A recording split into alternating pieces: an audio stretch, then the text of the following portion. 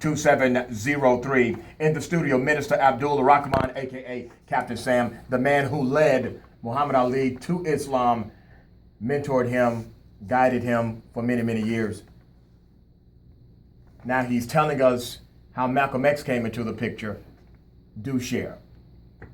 Brother Rashad, the way Malcolm got into the picture, the Honorable Elijah Muhammad was speaking in Detroit, and I and Muhammad Ali, we drove from, Ali was already in Louisville. I had his limousine in Florida.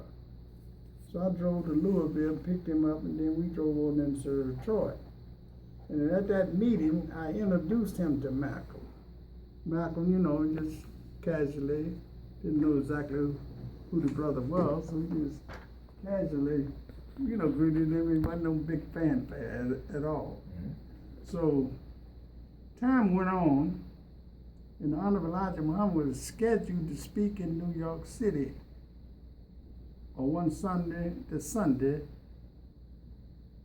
after the Thursday. I think Kennedy was assassinated on a Thursday, President Kennedy. So when President Kennedy was assassinated, the Honorable Elijah Muhammad saw the climate wasn't good to have the meeting in New York. So he informed us and informed Malcolm to cancel the meeting.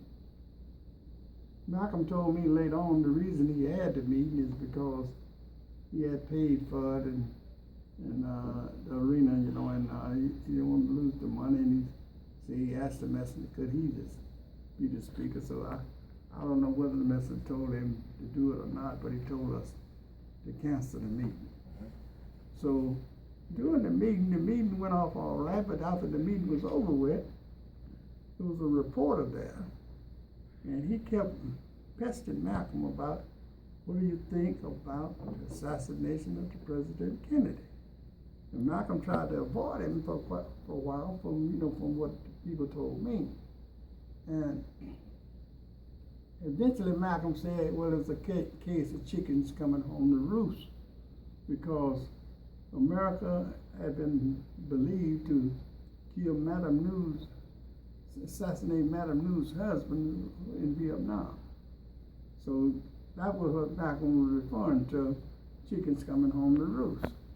So, that statement hit the country, and the Honorable Elijah Muhammad, knowing how sensitive people were about President Kennedy, because our people cried crocodile tears when Kennedy was killed.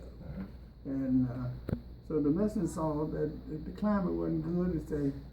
So he said, well, Malcolm, now, you disobeyed me, you had the meeting anyway, so I'm going to remove you from public speaking for 90 days. He did not take his ministry from him. He let him preside over the mosque, but he couldn't speak publicly for 90 days. So now when this happened, this is in 1963. The fight is in February of 1964. So myself, a brother out of New York named Archie, his name is Osman Kareem today, and Ali, we decided to bring Malcolm to Miami to give him a kudos, let him, because, he did great work for the Nation of Islam. And then when he came, he on the shelf for 90 days, so we said, let's bring Malcolm down and cool him out, let him have a little vacation. So we sent for him. We brought him to Miami.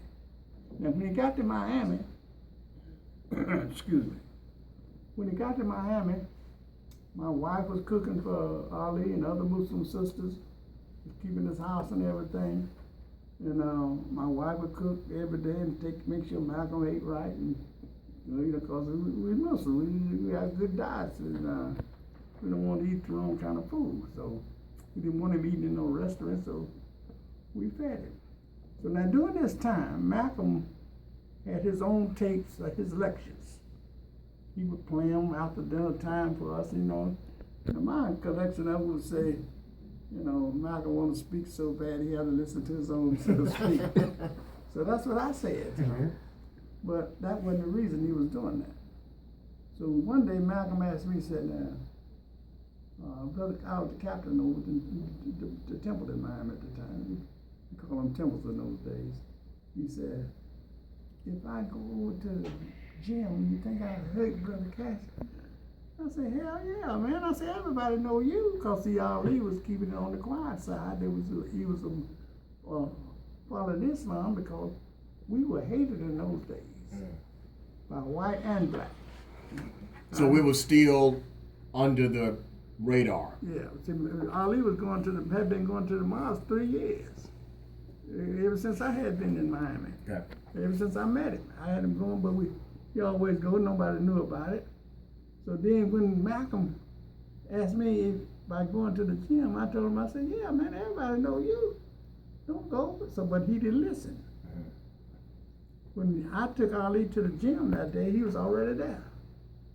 And when I came up to Step 5th Street Gym in Miami, Florida, Miami Beach, he was up there snapping pictures, you know. And so, and then naturally, we're going to talk to him because he's our brother. So we got engaged, and then the media hit. Boom. The Malcolm X is in Miami recruiting Cassius Clay to the Black Muslim movement. So this is where all that came from during that time. Now, we win the title. Me and Ali's brother, Rahman, we went to Chicago the next morning to Savior's Day. That Monday, Yusuf Shah, who was the captain of the mosque in New York City, who was Malcolm's captain, called me to the side. And he told me, he said, brother, he said, you're not going to believe this. He said, but Malcolm finna set up against his own movement against the Honorable Elijah Muhammad. I said, what? He said, yeah. He said, now, you can't have him in your city. Get him out of your city. So see, I went back down to Miami to tell him what I had found out about him, and but he was gone. At the same time now, Ali is getting ready to go to Africa because the Honorable Elijah Muhammad gave him that big name, Muhammad Ali now. And Africa had sent for him to come to Ghana. So he getting ready to go to Africa. And so I got to Miami just prior before he left. And I told him what Malcolm was planning. I said to him, and I said, now you the target for Malcolm. I said, he needs you if he's going to set up against the Honorable Elijah Muhammad. So Ali didn't want to believe me. When I told him, I said, he's saying some derogatory things about the Honorable Elijah Muhammad's domestic life. So Ali didn't want to believe me. So he went to New York, in the old Teresa Hotel. Malcolm was there, and Malcolm began to pull out on Ali about Honorable Elijah Muhammad's domestic life, and Rahman, his brother, physically jumped on Malcolm. And they had to pull him off of Malcolm.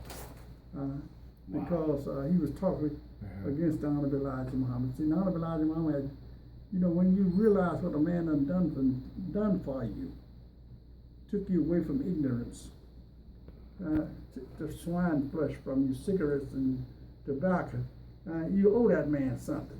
So when Malcolm began to talk about the messenger, Rahman jumped him and started beating up on him because he said, you ain't gonna talk about my messenger like that.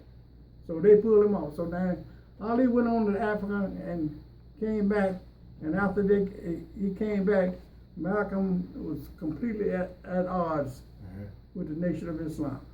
So then I met Ali, and he said, you know what you talking about? Because Malcolm, everybody knew he had turned against the Honorable Elijah Muhammad all the way. What tremendous history. Callers, I see you. I know you guys have questions. We're going to answer them on the other side. I know that the gentlemen do have to go. They've been with us a long time, but we're going to make sure we get these questions in. 404-892-2703 in the studio with Minister Abdul Rahman, a.k.a. Captain Sam, the man who led Muhammad Ali to the Nation of Islam. You're getting real, the realest man in talk radio.